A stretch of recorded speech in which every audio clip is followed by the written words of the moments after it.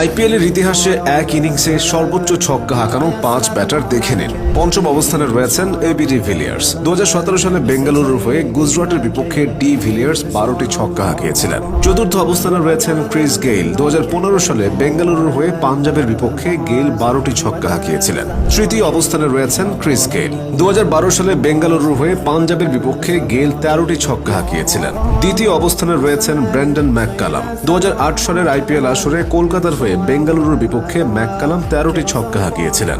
ম্যাচটিতে McCullum মাত্র 73 বল খেলে 158 run করেছিলেন। ম্যাককালামের ঝোড়ো ব্যাটিং এর উপর ভর করে কলকাতা ম্যাচটি 140 রানের ব্যবধানে জিতে নিয়েছিল। সবার প্রথমে রয়েছেন ক্রিস গেইল। 2013 সালের আইপিএল আসরে বেঙ্গালুরুর হয়ে পুনে ওয়ারিয়র্সের বিপক্ষে গেইল 17টি ছক্কা হাঁকিয়েছিলেন।